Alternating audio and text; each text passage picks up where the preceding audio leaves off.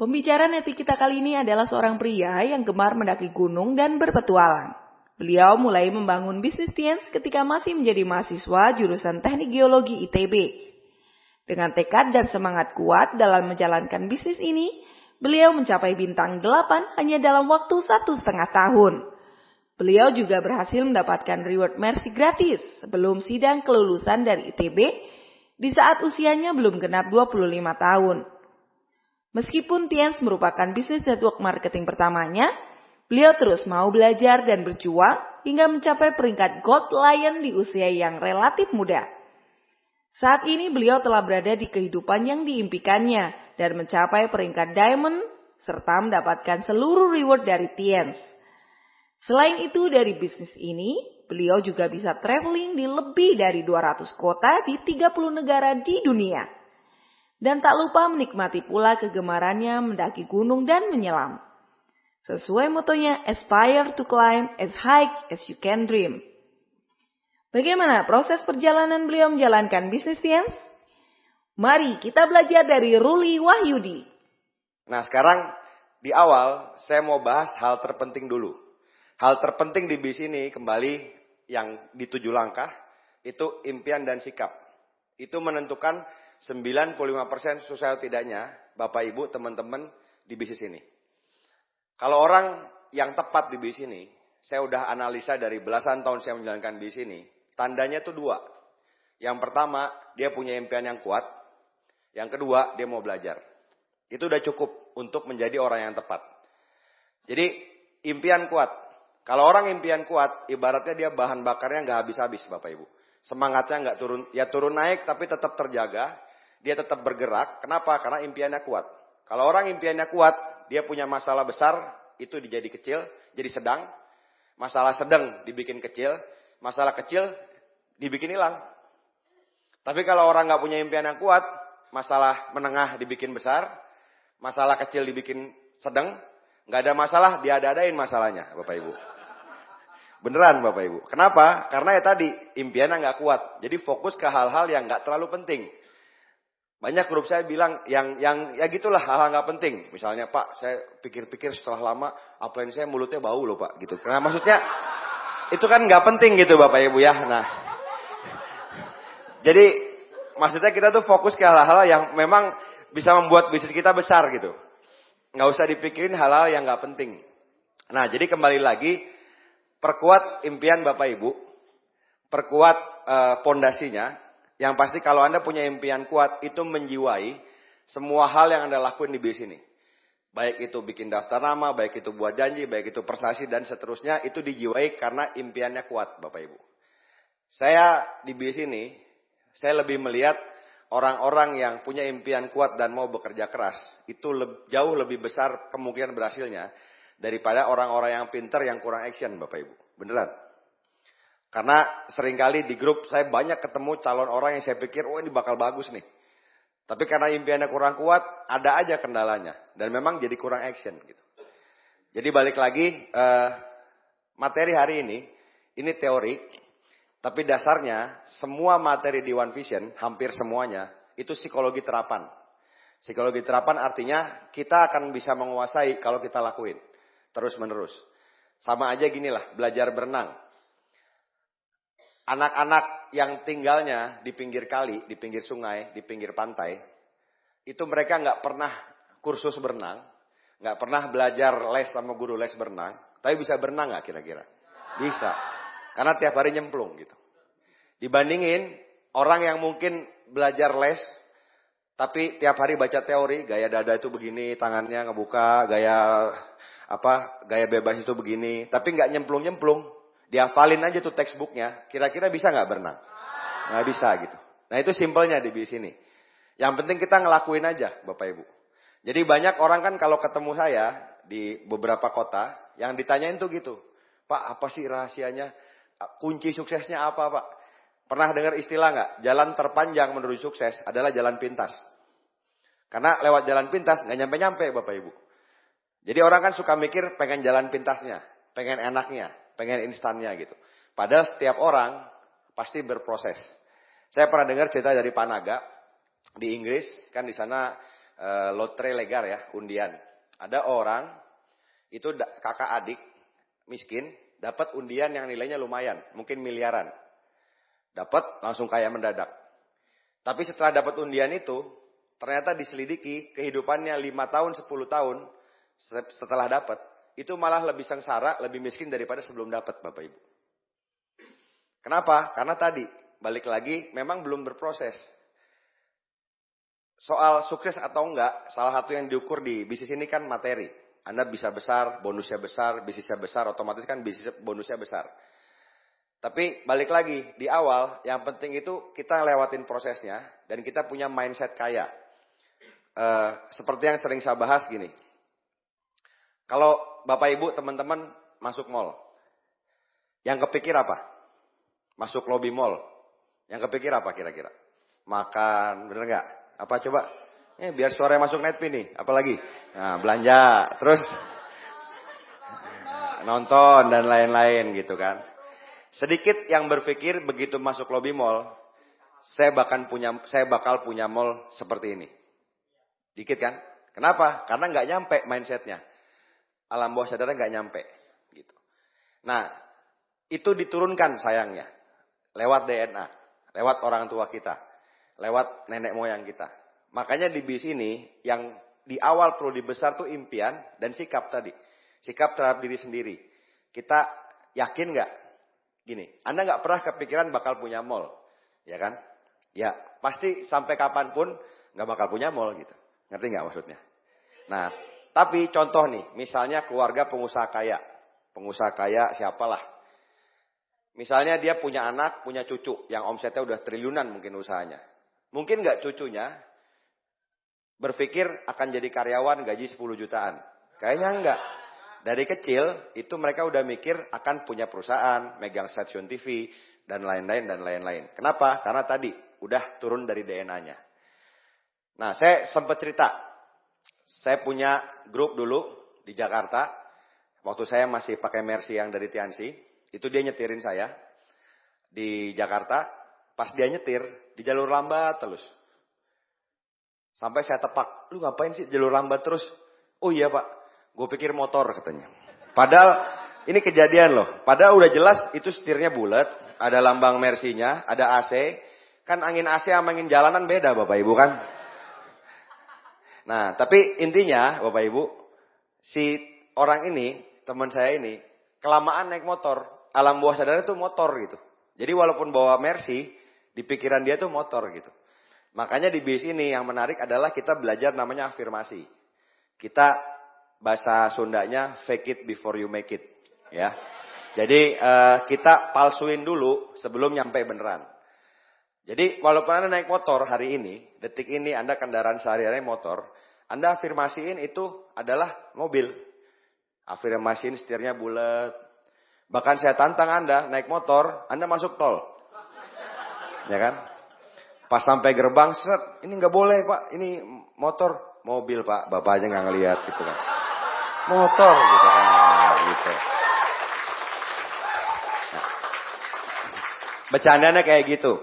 Tapi balik lagi, Bapak Ibu, saya di luar saya orangnya suka bercanda, tapi saya mau masukin afirmasi ke Anda. Saya mau nanya, jujur, siapa di antara Anda yang sudah berpikir diri Anda sendiri, jangan lihat kiri kanan, bakal jadi director? Beneran? Saya yakin begitu Anda angkat tangan, bener. Sambil dalam alam bawah sadar, kaki keempatnya belum ada. Kaki ketiganya baru pamit. Baru muntaber. Tahu kan istilah di bis ini? Muntaber, mundur tanpa berita. Petapa, pergi tanpa pamit. Ada Bapak Ibu, banyak istilahnya gitu kan. Nah, jadi yang penting, selain kita action banyak, kita yakin kita bisa. Karena dunia ini kayak kita mesen di restoran.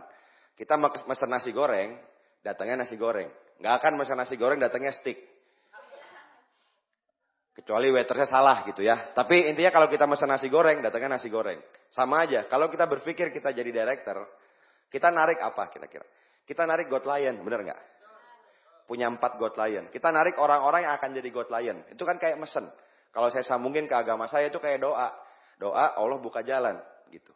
Kalau kita mikirnya kita jadi bintang 7, ya lumayan lah bintang 7 bonus 2 jutaan, 5 jutaan. Ya nariknya bintang 6, ngerti nggak maksudnya? Makanya sesuai pesanan kita gitu. Nah balik lagi, begitu sudah punya impian, begitu sudah punya keyakinan diri bahwa Anda bisa jadi director, dan Anda yakin bisnis ini kendaraan yang tepat untuk Anda mencapai ke sana, untuk mewujudkan impian-impian Anda, kita masuk ke teknis. Ya, yang pertama orang lakuin setelah dia join, ya, itu apa kira-kira? Bikin daftar nama, betul nggak? Daftar nama untuk apa? Untuk di prospek, untuk jualan produk. Intinya daftar nama dulu, betul? Nah, biasanya orang itu daftar nama itu paling di awal bisa di kontak HP-nya, di kontak listnya, di WA-nya mungkin. Anggaplah 200-300 nama.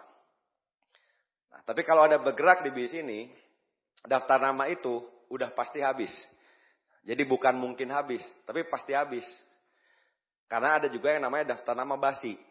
Daftar nama basi itu Anda punya kenalan, dia mungkin simpul masa di kelas di kuliah, di SMA atau di kantor. Pas Anda prospek, kebetulan orang ini negatif. Terus dia bilang ke semua teman kantor, semua teman kuliah, jangan mau lu di prospeksi ini. Nah diajakin Tiansi, MLM yang gitu-gitu loh gitu. Jadi baru Anda chat teman Anda itu, woi bro apa kabar? Lu mau ngajakin gue MLM ya? Langsung begitu, satu lingkungan. Bener gak Bapak Ibu? Itu namanya daftar nama basi gitu. Jadi seringkali kendala orang di awal ketika bisnisnya belum jalan, kakinya belum ada yang jalan atau mungkin hanya satu yang jalan. Jadi omsetnya omset jomblo Bapak Ibu. Nggak ada pasangannya, ya kan? Kan nggak pairing. Bener kan? Jadi omset beliau, anggaplah omset beliau sampai puluhan juta, ratusan juta per bulan. Bonusnya berapa? Jomblo omsetnya masalahnya kan? Jadi omset sisa gitu. Nggak ada pasangannya. Jadi carry over namanya kalau di TMS bahasanya gitu. Nah, untuk teman-teman yang memang mau punya 4 kaki aktif, 2 jalur yang pairing maksimal, yang dibutuhin itu adalah daftar namanya nggak habis-habis sebenarnya. Kalau daftar nama Anda nggak habis, Anda nggak akan kehilangan harapan. Intinya itu. Setiap Anda kenalan sama orang baru, daftar nama, taruh di daftar nama, akan ada harapan. Kayaknya ini bisa jadi bintang 8, orangnya bagus, betul nggak? Jadi ada harapan gitu, tetap ada positifnya. Nah tadi balik lagi, banyak orang di bisnis ini itu berhenti kesulitan, kenapa? Karena kehabisan daftar nama. Makanya saran saya, Bapak Ibu, mulai prospecting dari awal. Dari kondisi sekarang, daftar nama yang masih banyak yang baru join, udah mulai prospecting. Jadi Anda nggak ngalamin kehabisan daftar nama. Ini yang saya belajar gini ya dari upline saya, Pak Rizky. Beliau ini kalau punya goal, dahsyat banget. Komitmennya sama goalnya itu ngeri banget lah Bapak Ibu. Saya sering bilang sama Pak Naga, wah dia mah mesin Pak, saya bilang gitu kan. Saking komitmennya sama goalnya. Yang saya tahu gini, sampai beliau jadi diamond waktu itu, diamond 1 apa 2, sebelum marketing plan baru, itu Pak Rizky hanya punya kaki dari kenalannya dia. Teman SMA, teman kuliah, termasuk saya. Saya kan teman SMA-nya dia, junior 2 angkatan di bawahnya Pak Rizky. Nah, ketika berubah jadi new marketing plan, beliau punya goal mau jadi executive director. Mau jadi 5 diamond. Saya saksi mata sendiri. Biasanya Pak Rizky, kan Pak Rizky itu sama saya di tempat gym yang sama. Tapi dia gymnya serius, saya gymnya hai Bapak Ibu ya. Makanya agak beda bentuk Bapak Ibu ya. Bukan agak banyak sih bedanya Bapak Ibu ya. Nah, jadi saya ngelihat sendiri dengan mata kepala saya sendiri gitu. Pak Rizky lagi ke gym gitu kan. Ada yang lewat orang baru gitu kan. Weh bro apa kabar? Lucu aja gitu ngelihat director. Biasanya nggak nyapa orang. Nggak banyak omong. Kan tipenya kalau koleris kan nggak banyak omong Bapak Ibu. Tiba-tiba brabo di fitness. Terus minta nomor telepon, minta nomor WA gitu. Tapi demi goalnya tercapai. Dan faktanya terbukti. Di tempat fitness itu ada beberapa yang sekarang udah jadi bintang 7. Bahkan saya sama Pak Rizky kalau lagi bareng. Ada yang lewat, set. Wih enak mana ITB gitu. Lalu saya colek, buat gue ya, jadi prospek. Saya bilang gitu kan. Saya colek Bapak Ibu ya. Dia tetap gak mau kalah.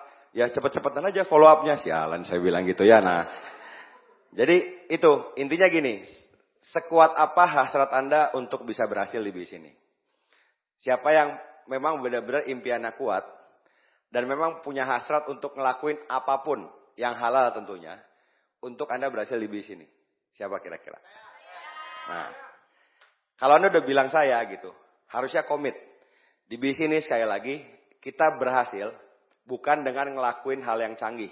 Sekali, dua kali terus berhasil. Ketemu cara, luar biasa, sekali omsetnya besar, terus berhasil. Gak ada ceritanya Bapak Ibu. Yang ada kita ngelakuin hal yang sederhana, terus menerus, sampai berhasil. Dulu sampai sekarang, saya sampai detik ini ngelakuin hal yang sama. Ya presentasi, ya ngundang orang, sama-sama aja gitu. Jelasin bisnis, jelasin kesehatan, kunci sehat, kunci kesejahteraan, sama-sama aja. Nggak ada bedanya. Saya ditolak orang juga sekarang. Jadi jangan pikir saya udah 3 diamond, presentasi 2 yang join 3 gitu Bapak Ibu. Sama aja, ditolak juga gitu. Dan saya sendiri, Bapak Ibu, saya mau cerita ke Anda. Dari semua kaki saya yang jalan, sekarang kan saya 3 diamond gold lion.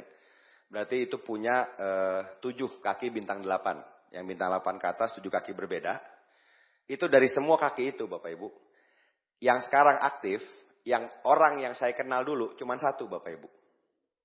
Itu pun baru aktif lagi kayaknya gitu ya. Nah, jadi kalau saya ngandelin orang-orang yang saya kenal aja, mungkin saya berhenti di peringkat bintang 7 atau bintang 8. Kalau saya cuma ngandelin orang-orang yang saya kenal gitu.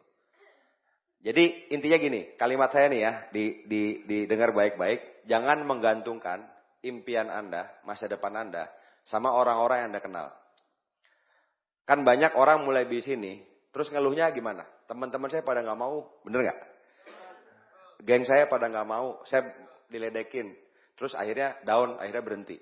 Artinya kan dia menggantungkan impiannya, yang tadinya nangis-nangis buat ibunya umroh, buat bangun rumah, hanya kepada teman-teman yang dikenal.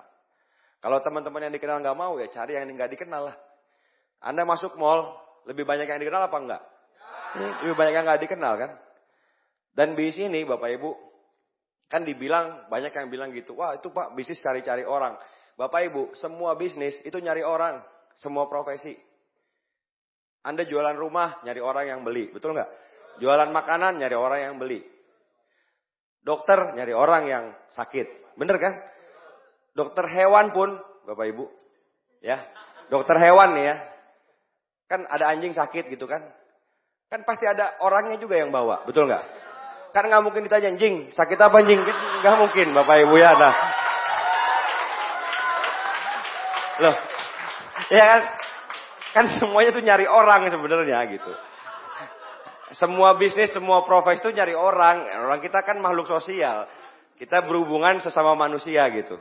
Jadi intinya Bapak Ibu, di bisnis ini, kalau Anda terus menambah daftar nama, Anda terus ngelakuin hal yang saya mau bahas ini, saya yakin Anda insya Allah pasti berhasil. Kenapa? Ya, silakan. Kenapa? Karena tadi cuman butuh 2 jalur jalan untuk bonus pasangan 260 juta per bulan. Itu udah sangat cukup buat hidup makmur di Indonesia. Anda masuk mall kalau punya income di atas 260 juta sebulan, masuk mall apa aja bisa dibeli. Beneran. Dengan omset segitu gitu. Saya udah ngalamin. Gitu. Saya pernah di Balikpapan waktu itu ke mall mau beli kopi. Di sebelah jualan kopi, ada yang jual apartemen, kondotel. Saya jadi beli kondotel Bapak Ibu sama beli kopi. Loh. Beneran. Niatnya masuk mall mau beli kopi, taunya beli kopi sama beli kondotel gitu. Jadi sekali lagi, ini masa depan yang Anda akan raih kalau Anda mau ngelakuin apa yang kita lakuin gitu. Makanya saya sering bilang gini, teorinya ya, secara teori alamnya gitu, geologi. Kalau batu bara sama berlian, sama diamond, itu bahannya sama, karbon. Sama-sama karbon. Cuma berlian itu kan indah, dipakai di cincin. Batu bara mana pernah ada pakai cincin batu bara gitu. Jelek gitu kan, hitam Bapak Ibu ya. Nah, jadi intinya bahannya sama, tapi tahu nggak apa yang membuat diamond bisa terbentuk? Itu adalah tekanan sama panas, heat and pressure. Jadi ditekan, dipanasin di dalam bumi, tekan dipanasin, akhirnya si molekulnya berubah dari batu bara jelek gitu jadi berlian. Akhirnya berlian tuh batu berlian di di cutting, dipotong, potongan 16, 24, akhirnya jadi cincin yang indah banget gitu. Nah sama, manusia ini kan sama sebenarnya, bahannya sama. Tapi kalau Anda ngelewatin proses, ditekan, keluar dari zona nyaman, kepanasan, ditekan lagi, dipanasin, nanti Anda akan jadi berlian juga Bapak Ibu. Jadi diamond. Nah, intinya prospecting ini adalah kegiatan menambah daftar nama kenalan kita untuk nambah daftar nama kita untuk diajakin ke bis ini. Tapi balik lagi, Anda harus pahamin fitrahnya kita ini kan makhluk sosial. Kita dulu masuk SD, SMP, kenal nggak sama teman sekelas? Enggak. Terus kenalan, betul kan? Masuk kantor, kenal nggak sama teman kantor? Enggak. Terus kenalan. Jadi apa yang susah dengan kenalan? Banyak orang itu kan bikin teater negatif di pikirannya. Jadi baru mau prospek orang, mau kenalan nih di pesawat gitu kan. Baru mau, pagi Pak. Di pikirannya tuh pas Anda bilang, pagi Pak. Dia langsung balas, Tiansia, mau prospek ya gitu kan. Ngerti gak maksudnya? Kan sering ketakutannya kan gitu kan. Kan gak mungkin Bapak Ibu, bener gak? Anda kalau ngomong pagi Pak, pasti dijawab pagi juga, betul gak? Jadi intinya pada saat kita ngelakuin prospecting ini, di luar semua teori yang bakal saya kasih, ya, Anda lakuin aja. Nanti tambah lama, Anda tambah biasa, tambah jago gitu. Tadi balik lagi, Anda kan mau lakuin apapun yang halal buat Anda berhasil di bis ini. Kalau yang sekarang udah mungkin 6 bulan, setahun, ya, belum punya kaki yang jalan, pairingnya belum maksimal, royalnya kadang royal, kadang CP, gitu kan, crownnya juga nggak dapet misalnya. Artinya kan butuh nambah orang. Sebenarnya gini, di bis ini yang kita lakuin hanyalah sponsorin orang, jadiin CP, betul nggak? Kan cuman gitu doang. CP. CP-nya 3 orang, kita jadi apa? Royal. Royalnya 3, CP-nya 1, kita jadi crown. Crown-nya 3, jadi ambassador. Ngomongnya gampang kan? Memang melakukannya tidak segampang ngomongnya Bapak Ibu. Tapi intinya yang dilakuin sama, cuma nyetak CP. Nyadar nggak kira-kira? Bukan nyetak ambasador, nyetak CP. Cuman mencetak CP. Nah, banyak orang nggak berkembang bisnis ya tadi, karena bahannya habis. Nah, makanya tadi saran saya, buat teman-teman, apalagi zaman sekarang, saya akan bahas sedikit soal prospecting di dunia maya, di sosial media. Yang zaman dulu nggak ada, tapi zaman sekarang Anda harus mau ngelakuin ini sebelum daftar nama Anda habis. Lakuin terus. Jadi nambah daftar nama. Nah intinya gini, prospecting ini saya bahas yang offline dulu ya. Menurut saya karena kalaupun ada nanti kenalan sama orang, zaman sekarang bisa online, lewat chat atau story, tetap aja harus ketemu langsung untuk dipresentasi dan diprospek. Tapi pada intinya, ada yang di awal nih hukum namanya 1 meter 30 detik. Maksudnya apa? Tiap Anda jarak 1 meter sama orang, di mall kah, di masjid kah, di mana, dan lebih dari 30 detik, Anda wajib nyapa. Wajib nyapa tuh ya nyapa aja. Assalamualaikum, selamat pagi. Dan nyapanya seringkali hal-hal yang simpel doang.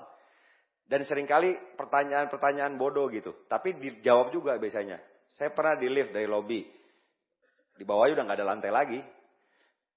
Mau ke atas kan? Saya nanya, Pak, mau ke atas juga? Ya udah pasti mau ke atas lah. Kan gak mungkin ke samping. Gak mungkin ke samping liftnya. Bener gak?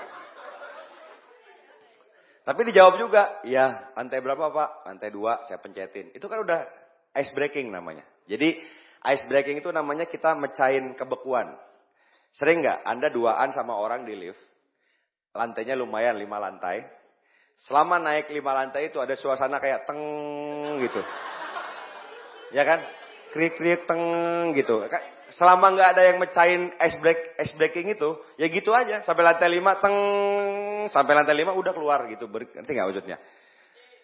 Tapi kalau Anda nyoba senyum gitu kan nggak ada masalah gitu. Saya ini bukan orang yang alamiah ramah sama orang. Tapi balik lagi, ketika saya join Tiansi, saya pengen sukses di bis ini.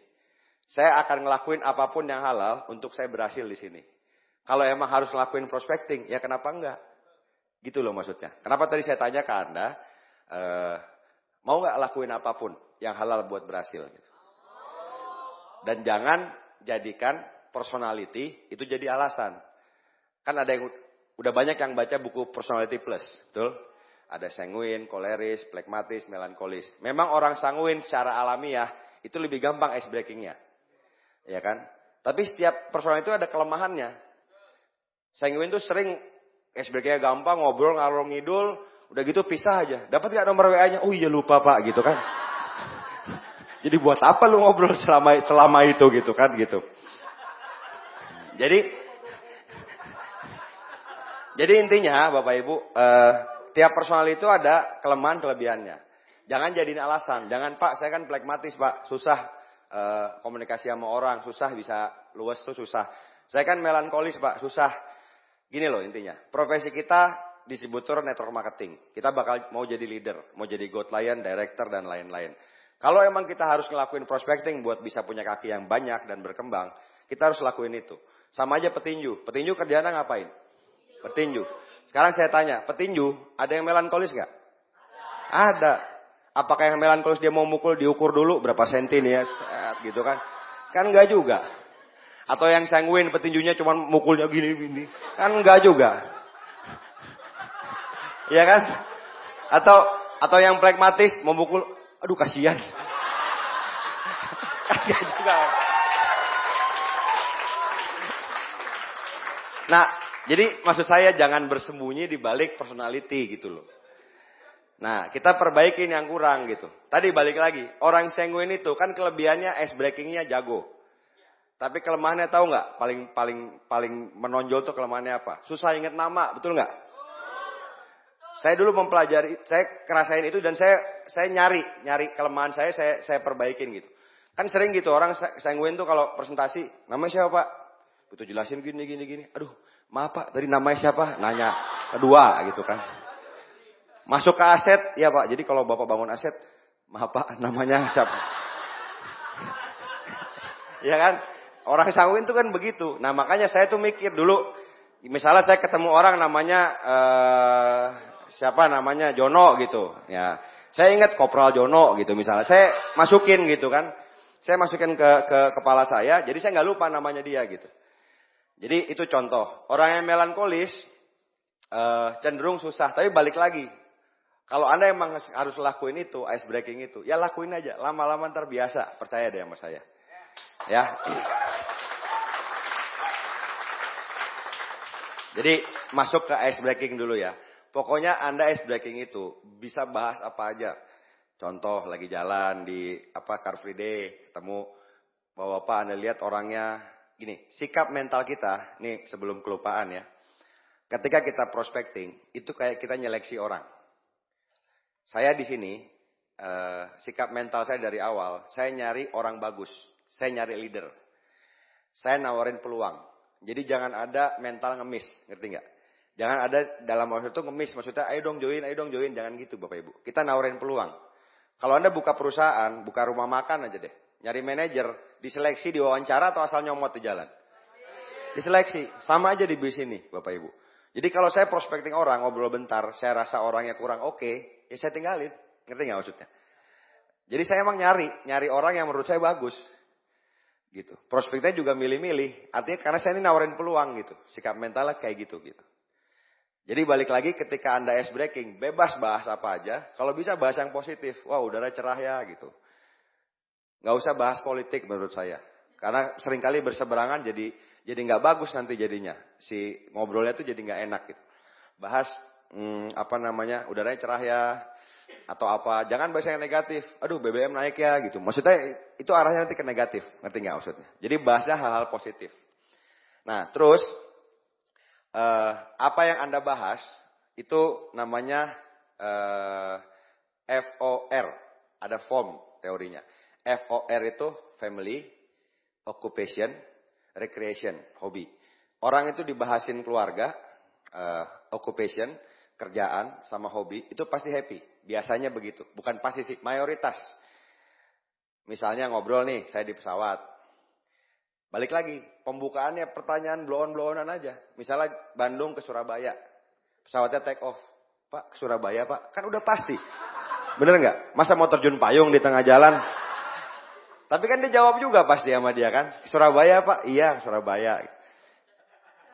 Terus pertanyaan berikutnya gitu. Apa tinggalnya di Bandung apa di Surabaya Pak? Oh di Bandung. Oh gitu. Apa namanya ya ngobrol-ngobrol anaknya berapa Pak? Anaknya 2. Kadang-kadang kan ada yang langsung suka ngomong ini anak saya. Bener gak? Langsung nunjukin ke HP ini anak saya nih gini-gini. Ya udah terusin aja. Tapi maksudnya kita fleksibel gitu. Jangan gimana keluarga, oh saya kebetulan baru cerai gitu. Oh kenapa Pak cerainya? Oh ada masalah apa? Jangan juga Bapak Ibu. Maksudnya sesuai itu Pak, kata Pak Ruli, FORM, family dulu yang pertama Pak. Saya mesti bahas dulu ke Bapak keluarga gitu kan. Enggak, jangan gitu juga gitu. Jadi intinya fleksibel aja. Habis itu kerjaan. Nah dari obrol itu, biasanya kita dapat hot buttonnya dia. Misalnya, iya nih saya kerjanya di Surabaya, tinggalnya di Bandung. Jadi ketemu anak-anak weekend doang. Itu kan udah kayak hot button, ngerti nggak? Jadi dia pengen punya waktu banyak sama anak-anaknya. Tapi disimpan dulu. Jangan saya ketemu anak-anak weekend dulu. Wah makanya Pak, Tiansi aja Pak. Langsung gitu. Jangan dulu Bapak Ibu ya.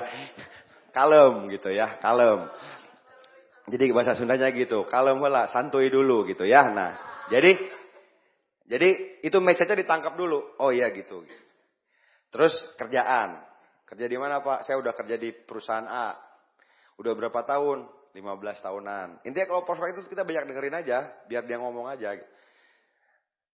Udah 15 tahunan. Wah pasti udah enak ya Pak posisinya. Biasanya orang kalau kita puji gimana? Wah langsung ngerendah gitu. Jadi langsung ngerendah biasanya. Habis dipuji dia ngerendah. Enggak lah saya udah lama tapi ya ginilah. Gajinya naiknya juga jarang-jarang. Gini-gini. Nah itu kan jadi message lagi. Hot button lagi. Sekali lagi jangan langsung ditembak. Gajinya kecil Pak, keluar aja Pak, Tiansi aja. Jangan gitu juga Bapak Ibu ya. Kalem saya bilang kan. Nah, jadi intinya pas prospecting itu kasih message. Kasih apa, cari hot button, obrolin itu. Terus recreation, bahas hobi bola, bahas bola. Bahas apa namanya, ya hobi lah, dia maintenance, dia hobi olahraga. Mungkin sekarang ada yang sepeda dan lain-lain. Ya bahas hobi aja gitu.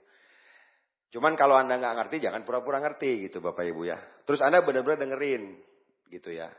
Jadi misalnya nanya kan, Bapak kerja di mana? Di perusahaan A. Oh gitu kan. Terus Bapak udah berapa lama? 15 tahun. Oh gitu. Tapi Bapak dengerin.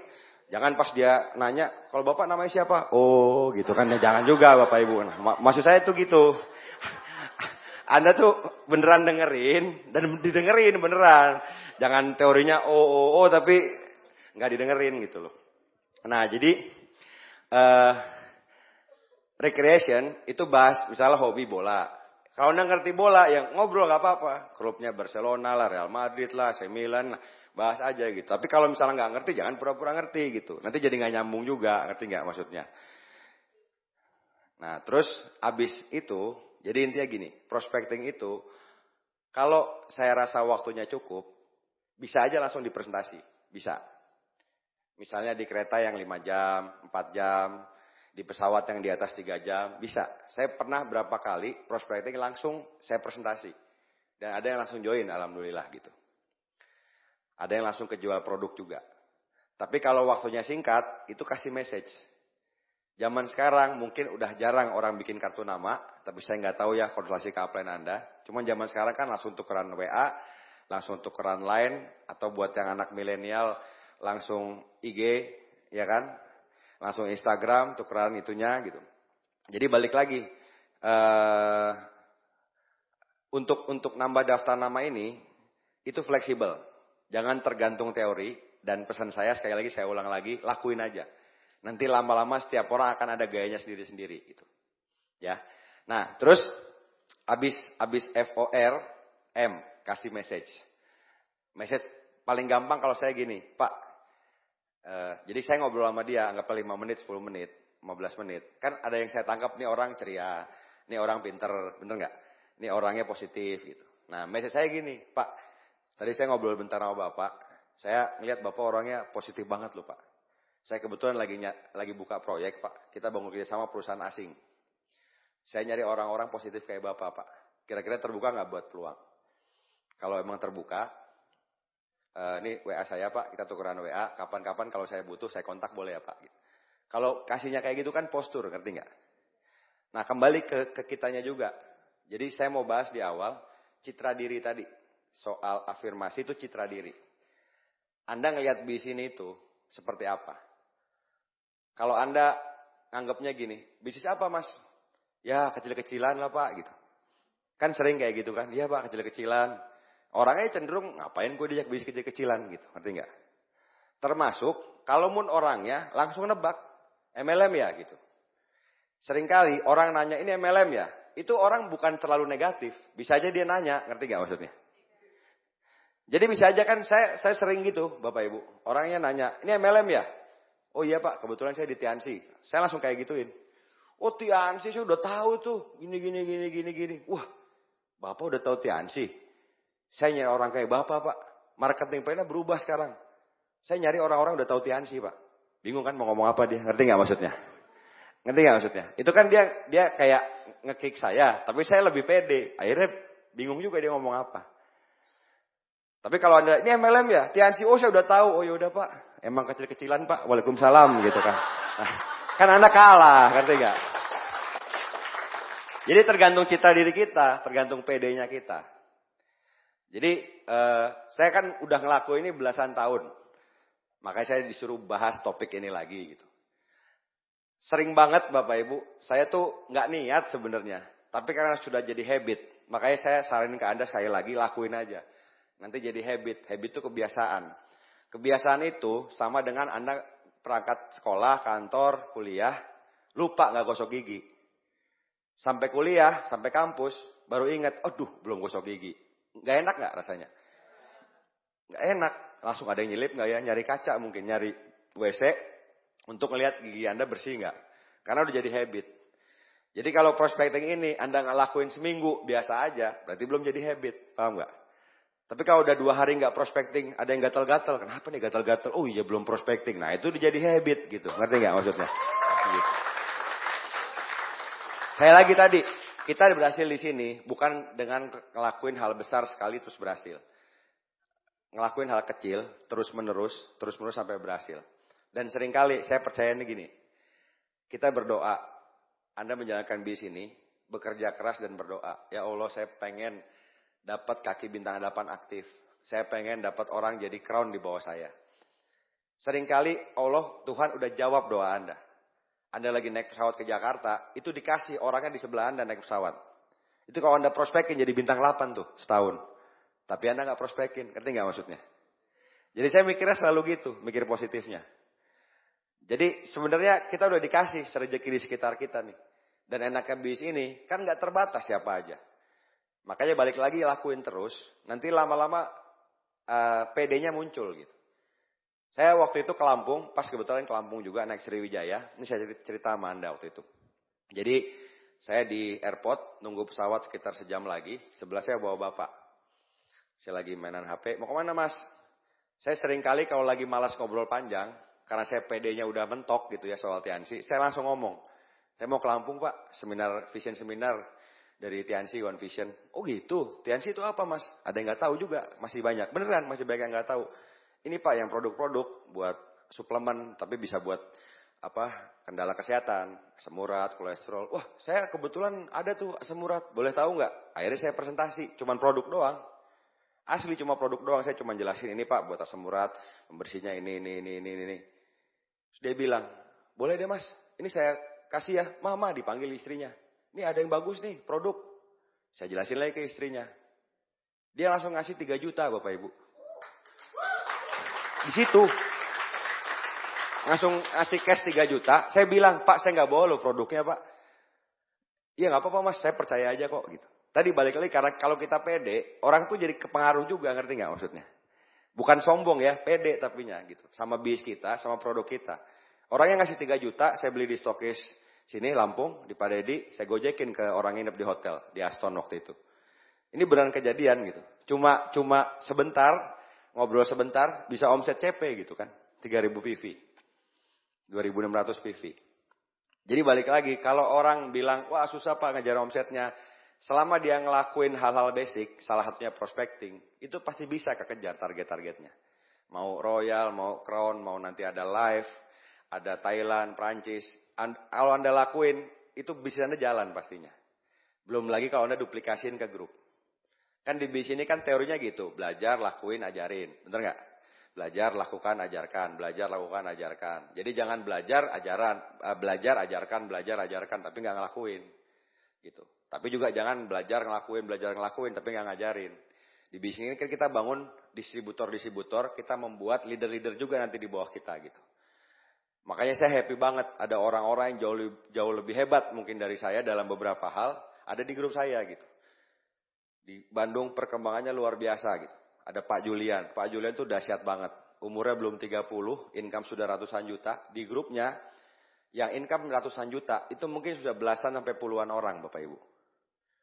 Ngeri banget perkembangannya.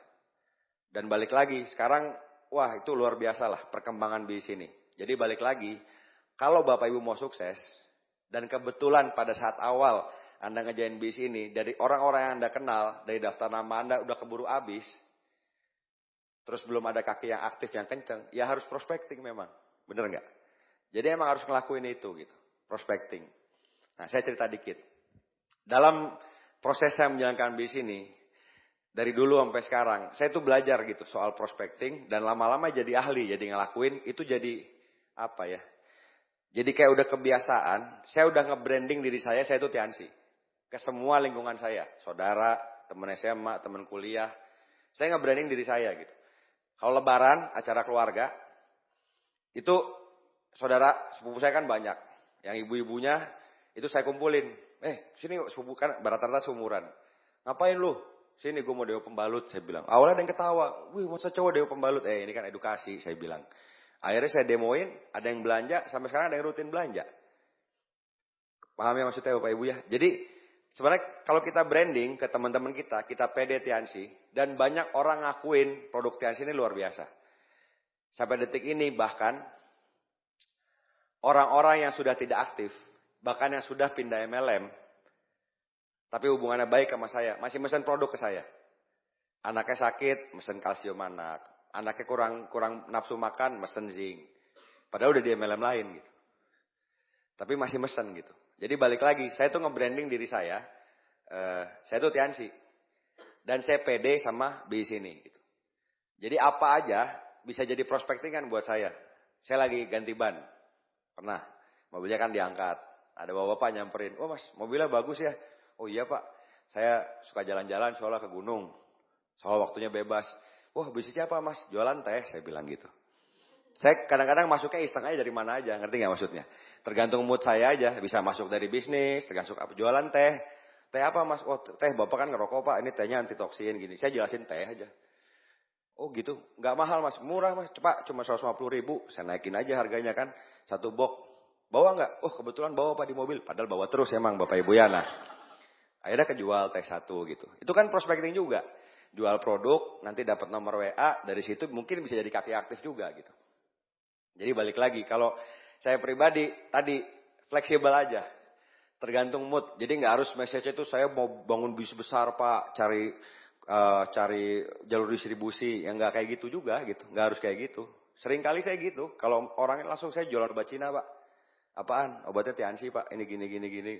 Tapi karena kitanya pede, orang juga dengerin gitu. Jadi balik lagi, prospecting ini Anda lakuin aja. Terus menerus sampai Anda berhasil. Intinya gini Bapak Ibu. Zaman sekarang ada tambahan dibandingin 2-5 tahun lalu. Zaman sekarang banyak yang bisa manfaatin sosial media. Baik WhatsApp Story, Facebook Story, Insta Story, dan lain-lain. Untuk nambah daftar nama. Saya sendiri udah sering ketemu gitu ya. Saya kan tadinya bikin Instagram tuh iseng sebenarnya. Iseng terus posting iseng. Taunya follower nambah terus. Gitu ya. Nambah terus. Ya udah saya posting juga jarang sebenarnya. Tapi ada aja. Kemarin baru ada temen yang udah lama banget gak ketemu. Nge-DM saya. Saya jarang banget buka DM. Tiba-tiba buka ada. Bahasanya gini. "Pak Bos." Kan temen lama ya bercandaannya gitu. "Pak Bos, gue masih bisa gak ya sukses di Tiansi? Pengen katanya. Saya bilang ini bercanda apa serius nih, saya bilang gitu ya. Saya balas, "Ya udah kalau serius transfer aja 1,5 juta. Ditransfer beneran." "Oh serius berarti," saya bilang gitu ya. Nah, langsung bronze tanpa ketemu gitu ya. Itu media sosial sekarang luar biasa. Dan seringkali banyak yang inbox saya di Facebook atau DM di Instagram juga. Nanya, Pak saya tertarik bisnisnya apa gitu. Ngerti nggak maksudnya? Cuman tadi karena posisi saya memang kaki aktif saya udah banyak. Seringkali kalau jauh saya oper ke grup di sana. Ngerti nggak? Misalnya yang inbox, daerah mana? Jogja. Saya cari grup saya di Jogja. Ini ada orang nih, nanya-nanya soal TNC. Coba aja diketemuin, siapa tahu berhasil gitu. Jadi zaman sekarang Anda juga bisa nyari prospek, nambah daftar nama itu dengan media sosial tadi, dengan teknologi. Itu zaman dulu nggak ada Bapak Ibu. Cuman balik lagi, saran saya, Anda harus memang menjadikan kebiasaan, lakuin prospecting offline di mana aja. Tempat-tempat yang bisa dibuat prospecting tadi, contoh naik kendaraan umum, naik angkot, ya kan? Naik pesawat, pokoknya kendaraan umum deh. Jadi buat Anda yang sekarang masih naik kendaraan umum, termasuk Gojek, Gokar itu kendaraan umum loh. Jangan dianggap kendaraan pribadi gitu kan. Loh iya, kan saya sering lihat orang yang naik Gokar, itu seolah-olah itu supirnya gitu. Padahal itu kendaraan umum, ngerti nggak maksudnya? Bukan supir pribadinya dia, bukan mobil dia juga kan, ngerti nggak maksudnya? Jadi itu drivernya Anda bisa prospekin. Ini kan orang baru tuh. Berapa banyak yang tadinya driver Gojek bisa berhasil di bisnis? Ada juga, banyak juga Bapak Ibu. Nah, terus di kendaraan itu, justru Anda yang naik kendaraan umum, itu peluang ketemu orangnya lebih banyak daripada yang naik mobil pribadi. Betul nggak? Jadi Anda harusnya bisa lebih sukses. Ya saya naik mobil pribadi, punya mobil, lebih susah. Ya sebenarnya nggak susah juga sih. Kalau cuci mobil ke bengkel bisa ketemu orang juga. Saya ngomong itu nyeneng-nyenengin Anda aja yang naik kendaraan umum Bapak Ibu ya. Nah, jadi intinya di kendaraan umum itu Anda bisa lakuin prospecting. Makanya gini, saya pribadi ketika saya jalan bis ini, saya berpakaian itu yang pantas. Dan prospecting juga memang berpakaian itu sepantasnya. Contoh gini, Anda di Bali, di pantai mau prospecting. Apa harus pakai jas, pakai dasi? Kan aneh banget Bapak Ibu. Masa ke pantai pakai jas, pakai dasi, pakai sepatu gini? Ya di sana cukup sendal jepit, celana pendek, oke, buat prospecting. Nggak ada masalah gitu. Tapi kalau saya dulu, saya naik pesawat, zaman sebelum saya Tiansi, udah berapa kali naik pesawat juga, itu bahkan saya saking cueknya dulu bisa pakai sendal jepit, celana pendek, naik pesawat. Tapi ketika saya udah jalanin Tiansi, karena saya pengen nyari prospek, ya rapian dikit. Pakai celana panjang, jeans, pakai sepatu, kaosnya juga kaos yang bagus, pakai jaket yang kerenan gitu. Jadi memang benar-benar pebisnis. Jadi kalau saya ngomong, saya bisnis Pak, saya ngomong di seminar di sini gitu. Jadi ada postur gitu loh. Memang ada yang bilang Pak, yang penting kan hatinya Pak. Dan masalahnya orang kan nggak bisa ngelihat hati kalau langsung ketemu gitu. Ngerti nggak maksudnya? Mana bisa langsung diterawang, wah hatinya baik, hatinya ini nggak bisa Bapak Ibu. Jadi berpakaian yang pantas sesuai sama lingkungannya gitu. Nah makanya buat Bapak Ibu yang sekarang sering keluar kota, sering naik angkutan umum, benar-benar dilakuin, dibiasain. Tadi balik lagi, hal simpel nih dari Bandar Lampung, terminalnya apa namanya? Raja Basa mau ke Tulang Bawang misalnya. Kan naik bis, begitu naik sebelah kiri, ajak ngobrol aja. Pak ke Tulang Bawang apa turun di tengah gitu, misalnya gitu. Kan itu pembukaan doang kan gitu. Ya kan, dari situ ngobrol macam-macam gitu. Bisa, akhirnya bisa masuk kasih message. Nah, saya mau cerita. Seringkali hal kecil yang kita lakuin bikin perbedaan besar di kemudian hari. Saya dulu pernah dari Jakarta ke Bandung naik kereta. Lagi ada masalah di keluarga. Pokoknya lagi ada pikiran lah. Buat saya lagi gak enak hari itu. Saya duduk di jendela, kosong sebelah saya. Di sebelah sana ada orang, bawa bapak. Pas saya nengok, dia senyum kan, saya senyum juga. Terus saya lihat jendela lagi. Karena saya lagi gak mood buat prospek orang. Berapa menit kemudian, gak tahu kenapa saya nengok lagi, dia senyum lagi. Ya, saya bilang, mau di prospek nih orang gitu ya. Nah, beneran nih. Padahal tadi udah males. Akhirnya ya udah, saya ngajak ngobrol, singkat cerita saya jadi ngobrol. Karena Jakarta Bandung 3 jam lebih, cukup buat presentasi. Saya masih pakai flip chart waktu itu. Saya presentasi pakai flip chart. Sekali-kalinya di kereta mati lampu. Itu kejadian, mati lampu. Kondekturnya bagiin lilin. Jadi saya presentasi di kereta pakai lilin. Udah nanggung soalnya. Orangnya join waktu itu, baru join terus gak aktif. join gak aktif, lama banget gak aktifnya, setahun setengah. Tiba-tiba ngontak saya, masih ingat gak yang ketemu di kereta, Pak Ruli? Oh masih ingat Pak, gini. Singkat cerita dia bilang ada temennya, baru pulang dari kapal pesiar, kerja di kapal pesiar, di kapal itu denger Tiansi. Nah saya ingat, Pak Ruli nih, pengen kenalin teman saya. Temennya itu join, sekarang temennya Bronze Lion Bapak Ibu. Nah, pertanyaan saya, kalau saya nggak kenalan sama orang di kereta tadi, ketemu nggak sama Bronze Lion temennya? Enggak, ngerti ya maksudnya? Jadi seringkali hal kecil yang kita lakuin di saat hari bete, hari lagi kurang mood, tapi kita lakuin hal itu Allah ngasih rezeki dari situ gitu. Paham ya maksudnya ya? Jadi saya nggak ketemu tuh kaki itu gitu. Kalau nggak seperti itu gitu. Makanya balik lagi, sekarang prospecting itu bisa dilakuin di mana aja. Dan bisa dari selling. Anda jualan produk peninggi badan, pelangsing, ya, pakai WhatsApp, pakai apa, masker. Itu bisa ditemuin. Jadi saya belajar dari salah satu grup saya, Pak Alvin. Dia bilang gini, Pak, semua konsumen gua yang masih radius bisa ketemu, gua ketemuin Pak, COD. Gunanya apa? Ketemu, kan udah jelas beli produk. Di prestasi pasti join nggak? Pasti join lah, udah beli produk kok. Tinggal dikasih visi dikit, pasti join dia. Nah akhirnya yang masih dalam radius bisa diketemuin, jarak sejam, 2 jam, diketemuin, di COD-in. Nggak dikirim barangnya, nggak dipaket. Nah salah satu konsumennya itu, namanya Kanah Nur Hasanah. Ini kejadian nyata, tinggalnya di Kerawang. Pak Alvin di Bekasi. Ceritanya diajak ketemu di Taman Mini, bener nggak? Taman Mini. Diajak ketemu, COD-an aja. Dari konsumen peninggi, sekarang Bronze Lion per $5.000.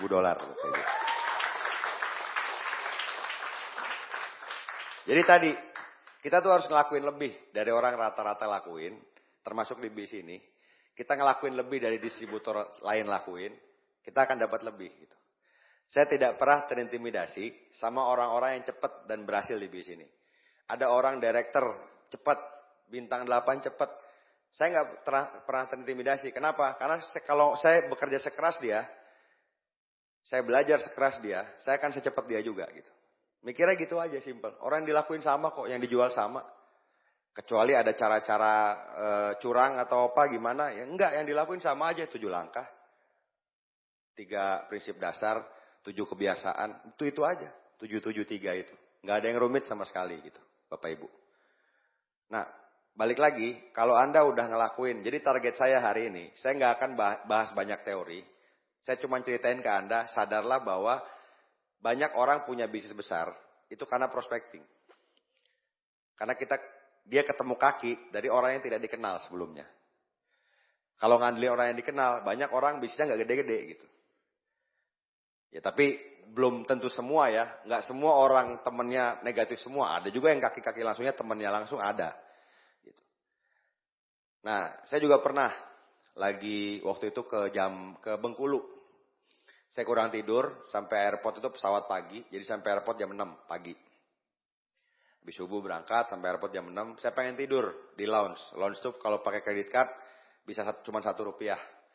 Pas saya mau gesrek, bawa bapak di sebelah, kartunya macet. Nggak bisa gitu kan, decline. Saya bilang, udah Pak, pakai kartu saya aja. Akhirnya kan jadi ngobrol kan. Nanya, Mas mau kemana Mas? Ke Bengkulu, saya bilang. Mau ngapain? Karena saya mau tidur, saya pikir saya langsung ngomong aja. Mau Tiansi Pak, seminar MLM Pak. Saya harapin dia negatif, jadi saya bisa tidur gitu Bapak Ibu. Saya sering kayak gitu Bapak Ibu ya. Prospektingnya tuh tergantung mood saya gitu. Tapi akhirnya pas saya bilang gitu, oh Tiansi ya. Saya tuh kerja di hotel Mas. Saya pernah dengar Tiansi karena pernah pernah nyewa acara di hotel saya, nyewa ruangan. Saya pengen tahu produknya apa ya Mas ya gitu. Akhirnya dia nanya, jadi saya prestasi juga akhirnya nggak jadi tidur gitu. Dan dia join juga Bapak Ibu. Beneran. Jadi balik lagi, kalau kitanya pede, itu di jalan tuh ada aja gitu. Dan selama kita ngelakuin terus, jadi bikin goal kerja, sehari kurang lebih 2 lah. Nambah daftar nama 2 orang. Gampang gak kira-kira? Gampang, bener deh, gampang. Contoh ya, kita bicara kalau yang muslim, sholat ke masjid. Ya kan? Sholat kan ke masjid pas pakai sendal apa kan bisa ngajak ngobrol, betul nggak? Simpel aja, enak ya masjidnya ya. Kan pasti dijawab. Ya enak gitu. Kan nggak mungkin enak sembarangan. Kan nggak mungkin kayak gitu Bapak Ibu kan. Loh, iya loh. Jadi gini loh, di Indonesia kita tuh hidup di masyarakat yang senyum pasti dibalas senyum. Di kendaraan umum orang pada ngobrol. Coba kalau Anda di Singapura gitu. Itu orang sendiri-sendiri Bapak Ibu. Belum tentu Anda senyum, orang pada senyum gitu. Bisa aja dicurigain malahan, beneran. Hanya di Indonesia ini kita makhluk sosial dan orangnya banyak banget. Ini setahu saya datanya ya. Di Indonesia penduduk 250 juta. MLM yang legal terdaftar di Apli sekitar 60-an. Di Malaysia penduduk 20 juta. MLM yang legal 600-an. Jadi di sana tuh saingannya lebih banyak karena orangnya lebih sedikit juga. Kalau di sini kan orangnya banyak Bapak Ibu ya. Apalagi Lampung ini kota besar. Coba kalau Anda pikir Lampung itu dulu awal saya ke sini, mall cuma satu kecil. Sekarang mall gede, mall tambah gede, tambah besar, tambah besar. Ekonomi berkembang luar biasa gitu. Kalau TNC nggak berkembang, ya salah petaninya gitu. Salah distributornya. Maksudnya paham ya? Saya percaya setiap kota tuh punya potensi buat berkembang. Setiap kota selalu ada leader-leader yang bertumbuh dan bikin ledakan di kota itu. Nah balik lagi, buat Bapak Ibu yang selama ini perkembangannya belum ada lonjakan yang luar biasa, mungkin salah satu yang perlu Anda lakuin dan biasain prospecting. Dan bukan sekali dua kali gitu ya. Lakuin jadi kebiasaan. Supaya apa? Duplikasi sama grup. Kalau Anda ngelakuin prospecting di depan grup tuh ngelihat. Saya masih ingat bersih di kepala saya. Ini beneran saya ingat banget. Waktu Pak Naga jadi pembicara vision seminar di Lampung. Belasan tahun lalu. Saya masih bintang 7. Saya ajak ketemu. Pak Naga bilang, oke, Rul ke kamar aja. Waktu itu nginepnya di Sahid waktu itu. Saya ingat. Ke kamar, dia bilang, kebetulan gue lagi nunggu orang nih. Siapa Pak? Tadi kenalan di pesawat. Saya langsung gila pembicara VS. Prospecting juga gitu. Terus orangnya datang, saya ngelihat dia presentasi di depan mata saya, beliau Pak Naga. Dia ngomong gini, Pak ini besok ada seminar Pak. Kebetulan pembicaranya saya dengan gaya Pak Naga gitu kan. Ini tiketnya di Pak Ruli ada, jadi orangnya beli tiket ke saya. Itu masih ingat di kepala saya, gila ya. Waktu itu peringkatnya Got Lion kalau nggak salah. Got Lion pembicara VS masih prospecting, masih ngelakuin hal yang dasar gitu. Jadi balik lagi, jangan nyaman sama kondisi sekarang. Buat Anda yang lagi naik bisnisnya, lebih banyak nambah daftar nama. Nggak akan rugi deh, beneran Bapak Ibu. Nambah daftar nama itu nggak akan rugi. Itu akan terus menerus jadi ada harapan positif gitu. Saya tadi balik lagi, di tengah kan setahun terakhir saya bangun rumah. Lagi bangun rumah. Luar biasa itu, nguras energi saya juga. Dan kemarin karena saya bangun rumah itu dananya tidak terbatas Bapak Ibu. Akhirnya jadinya rumah tumbuh. Rumah tumbuh itu tadinya ini taman, tapi bagus juga kalau jadi kolam renang, gitu ngerti nggak maksudnya? Karena idenya ada, duitnya ada gitu. Ya, jadi kemarin setahun terakhir itu gitu Bapak Ibu, rumahnya tumbuh terus, tumbuh ke samping, tumbuh ke bawah. Jadi gambar awal tuh udah nggak sesuai sama hasil akhir sekarang. Sempat rekornya itu kemarin tukang 35 orang. Untuk gaji tukang seminggu itu hampir 40 juta Bapak Ibu. Gaji tukangnya seminggu. Sebulannya kali 4. Gaji tukangnya belum material Bapak Ibu. Kebayang nggak? Dan tukangnya itu beberapa sekarang udah platinum, udah gold, udah silver. Udah pada join. Karena kan saya nggak perlu edifikasi kan. Suka nanya gitu. Kan belum pernah ada menurut mereka owner rumah yang bangun rumah besar, tapi tiap hari ada di situ. Biasanya kan sibuk, jadi datangnya cuma Sabtu, Jumat gitu. Kalau saya pagi sampai sore di situ. Tukangnya stres makanya ngeliat kok ada terus bos gitu ya kan gitu. Manggilnya kan bos tukang-tukang itu kan. Akhirnya nanya, bos kerjanya apa bos? Jualan teh gua, saya bilang gitu kan. Mau saya jelasin, udah ntar hari Sabtu, habis gajian saya jelasin. Habis saya jelasin, ada yang join gitu, balik lagi. Ada yang jalan gitu kan. Dan tadi balik lagi karena yakinnya ya. Ini kejadian nyata lagi. Tukang saya itu salah satu mertuanya karena selulitis. Selulitis itu kalau yang belum tahu itu luka, ada bakterinya. Sampai borok, busuk, sampai kayak diabetes, sampai kelihatan tulang. Hari itu bulan puasa tahun ini, bulan Ramadan kemarin, tukang saya bilang, ibu saya, mertua saya mau diamputasi Pak. Kenapa? Itu Pak, selulitis, dikelihatin foto-fotonya kan. Sama dokter udah mau diamputasi. Saya bilang mau nyoba nggak pakai TNC. Produknya ini. Tapi duitnya nggak ada kalau langsung segitu. Nggak apa-apa, cicil aja dari gaji mingguan. Jadi tiap minggu saya potong gajinya buat beli produk. Beneran. 3 bulan Bapak Ibu, itu dagingnya lama-lama tumbuh. Terus akhirnya udah bisa jalan lagi sekarang. Nggak jadi diamputasi kakinya. Jadi balik lagi, kita lakuin aja terus menerus. Semua orang di sekitar kita, apapun yang kita lakuin, nyuci mobil kah, ke kafe kah, apa aja, kita prospecting aja, nambah terus daftar nama. Dan ingat prinsip kita adalah nawarin peluang. Prinsip kita adalah milih. Saya kayak wawancara orang gitu. Jadi kalau saya nyari orang yang bagus ya udah saya cari gitu. Begitu nih kayaknya oke nih. Saya kasih message. Kemarin gitu di bawah makan siang kan. Lagi makan siang dari proyek, makan siang ke bawah. Ada orangnya positif banget ngobrol. Sering makan sini, oh sering Pak, semangat banget gitu. Kan ada orang yang ngomongnya semangat gitu ya. Kerja di hotel. Langsung saya tembak aja. Pak, kira-kira ada waktu nggak Pak? Besok saya pengen jelasin bisnis. Terbuka nggak buat peluang usaha, buat penghasilan tambahan? Terbuka Pak, boleh. Habis saya jelasin, sekarang udah got orangnya. Jadi saya di tengah waktu saya sering keluar kota, kalau lagi di Bandung atau di mana, itu nambah terus, daftar nambah frontline terus. Ketika ada orang baru join, kaki langsung kita antar ke stokis, kan ada semangat, ngerti nggak? Ada semangat yang ngalir di kita gitu. Maksudnya, ini orang bakal jadi bintang 8 nih. Ini orang mungkin diamond gua nih gitu. Yang nggak tahu orangnya jadi apa enggak, tapi semangat itu nular ke grup yang lain. Ngerti ya maksudnya Bapak Ibu? Jadi orang yang nggak naik-naik peringkat, seringkali karena tadi daftar namanya habis, yang dikerjain grup itu terus. Memang kalau kerjain grup baru, itu beda seninya sama grup besar. Saya kalau di grupnya Pak Julian, Grenope, udah diminta dari berapa tahun lalu. Saya bilang bisa 3.000 orang nggak? Bisa Pak. Gitu. Saya datang 3.000 orang bisa sanggup gitu. Kalau home meeting grup baru, udah datang, udah ngajarin ngundang, prospeknya nggak ada. Itu sering kejadian juga Bapak Ibu. Bahkan kalau nggak diajarin, saya pernah lucu-lucu. Home meeting kan, prospeknya udah datang. Ini pengundangnya, tuan rumahnya. Saya bilang, ya udah Pak, dibuka aja. Maksudnya kan buka home meeting. Dibuka toples makanannya Bapak Ibu. Bukan toplesnya dalam arti, buka home meeting. Saya bilang gitu ya. Beneran Bapak Ibu, wah lucu-lucu deh. Kalau namanya ngerjain grup baru tuh gitu seninya. Makanya walaupun udah peringkat tinggi, ya ngelebar terus. Lebih enak dari bintang 6, bintang 7, Anda sudah punya 4 kaki. Karena nggak enak nanti kalau udah peringkat tinggi, income udah ratusan juta, puluhan juta, bangun kaki baru dari awal lagi. Connect-nya susah, ngerti nggak maksudnya? Itu problem saya sekarang.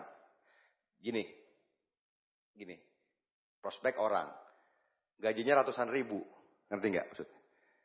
Kan kalau saya cerita penghasilan saya, nggak masuk di pikiran dia jadinya. Lebih masuk kalau saya bilang income saya 1 juta Pak per minggu dari bis ini.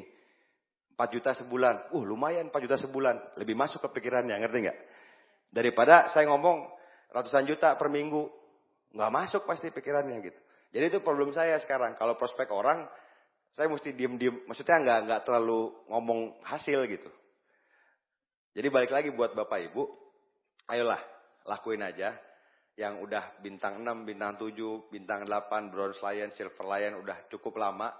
Mungkin setahun lebih nggak naik-naik gitu ya. Makanya dulu ada bercandaan namanya bronze lion Budi, tahu nggak? Pada nggak tahu kan? Jadi gini, suatu hari ada Pak Budi. Dia naik jadi new bronze lion di VS. Dipanggil lah. Kita panggil bronze lion Budi. Naik kan tepuk tangan orang. Tahun depan dipanggil lagi. Kita panggil bronze lion Budi. 5 tahun kemudian announcer bilang, kita panggil bronze lion Budi. Setelah bertahun-tahun berikutnya, announcernya baru ngomong, kita panggil bronze lion. Penontonnya sorak, pasti Budi katanya gitu. Bapak Ibu ya, nah. Nggak naik-naik Bapak Ibu peringkatnya. Ya semoga ada yang tersentil Bapak Ibu ya. Atau tertusuk ya. Jadi balik lagi. Hari ini saya mau nyadarin Anda. Ayolah, potensi bisnis kita ini luar biasa. Niatin prospecting itu tidak hanya untungnya buat kita. Saya sering kali gitu. Kalau ngelihat orang lagi jalannya pincang gitu. Saya samperin sengaja Bapak Ibu. Nyamperin sengaja, niat saya nolong. Maksudnya niat saya ngasih informasi. Ini loh ada produk kalsium glukosamin. Siapa tahu bisa bantu jalannya bisa enakan lagi gitu. Jadi saya kejar sering kali. Saya kejar beneran Pak. Kenapa Pak kakinya? Ini saya asam urat, kolesterol. Oh gitu Pak. Saya kebetulan dari bisnis dari 12-an tahun di obat Cina Pak. Itu kan prospecting juga. Langsung saya gitu. Langsung kasih brosur. Kalau saya bawa produk langsung saya jelasin dikit produknya. Jadi intinya kita prospecting itu tidak hanya mikir oh bisnis, oh bonus gitu. Mikirlah kita ini ngasih informasi yang bisa bantu kesehatan orang dan kesejahteraan orang gitu. Kalau Anda bisa masukin itu ke alam bawah sadar Anda tanpa beban deh ngelakuin itu. Jadi ngelakuin itu udah kayak ngalir aja gitu. Saya tadi balik lagi di bis ini, saya bukan tipe orang yang alamiah senyum sama orang, alamiah bisa ramah-ramah, enggak Bapak Ibu. Tapi saya belajar di bis ini. Selama proses belasan tahun, saya belajar berproses. Saya belajar keluar dari zona nyaman saya. Saya belajar ngelakuin apa hal-hal yang saya nggak suka, tapi harus saya lakuin. Pasti nggak enak gitu. Tapi kalau Anda lakuin, dan Anda berhasil, itu luar biasa. Hal simpel aja, nih tangan. Karena kalau tangannya gini, siapa yang jempol, coba tangannya gini deh. Siapa yang jempol kirinya di atas? Yang jempol kanannya di atas siapa? Semacam ya. Sekarang coba dibalik. Enggak semuanya ya, enggak jempolnya doang semuanya. Yang tadi ya jempol kirinya di atas, balik. Aneh enggak rasanya? Aneh. Padahal cuma tangan doang, bener enggak? Jadi kita ngelakuin hal-hal yang enggak biasa kita lakuin. Di tangan aja aneh gitu. Apalagi yang tadinya enggak biasa prospecting jadi prospecting.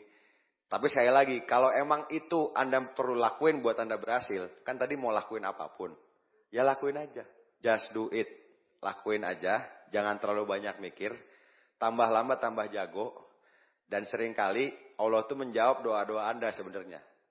Cuma Anda nggak ambil aja gitu. Kira-kira gitu. Jadi sekali lagi Bapak Ibu, saya mendoakan setiap orang yang hadir di sini.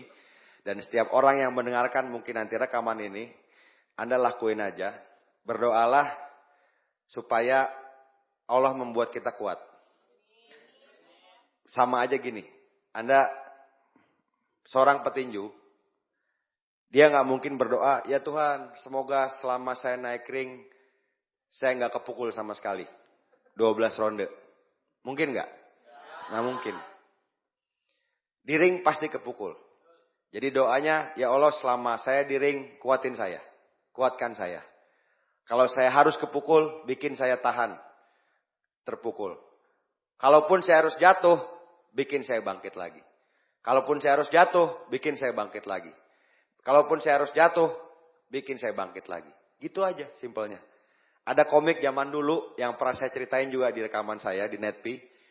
Judulnya Ashura. Jadi ini ceritanya belo diri zaman dulu. Dia nggak pernah kalah. Suatu hari dia ikut tinju. Padahal dia basicnya bukan petinju. Dan pelatihnya itu pelatih yang dia seneng banget. Dan pelatih itu cuma ngasih 2 kata ke dia selama latihan. Udah lu mah udah jago bela diri. Cuman cukup stand and fight. Stand and fight. Jadi kalau jatuh cuma ingat 2 kata apa? Stand and fight. Habis jatuh berdiri dan bertarung lagi. Habis jatuh berdiri dan bertarung lagi. Stand and fight. Itu saya baca komik itu, seru juga nih stand and fight. Itu agak ketanam juga di bis ini gitu. Kita pasti ada naik turunnya. Tapi balik lagi, selama Anda tidak pernah menyerah, selama Anda tidak pernah keluar dari arena pertarungan, selama itu pula Anda tidak mungkin gagal. Karena kemungkinan positif itu akan terus terjadi selama Anda ngelakuin. Yang gagal itu sebenarnya orang yang berhenti terlalu cepat. Ada masalah A, B, C, D, berhenti A. A, B, C, D, berhenti A. Akhirnya mesinnya dingin. Jadi balik lagi Bapak Ibu, terus lakuin, terus nambah daftar nama, terus prospecting, terus perbesar kemungkinan-kemungkinan. Saya percaya kalau kita ngelakuin yang benar, impian kita kuat, kita ngelakuin ikhtiar yang benar, itu Allah akan bukain jalan. Ya, dan kalau di agama saya ingat ada surat Al-Insyirah, tulisannya ayatnya fa inna ma'al usri yusron, inna ma'al usri yusron. Itu 2 kali. Artinya bersama kesulitan itu ada kemudahan. Bersama kesulitan ada kemudahan. Jadi setiap dari Bapak Ibu ada kesulitan apapun, itu ada solusinya di situ sebenarnya. Itu janji dari Tuhan buat kita. Jadi selamat berjuang. Assalamualaikum warahmatullahi wabarakatuh.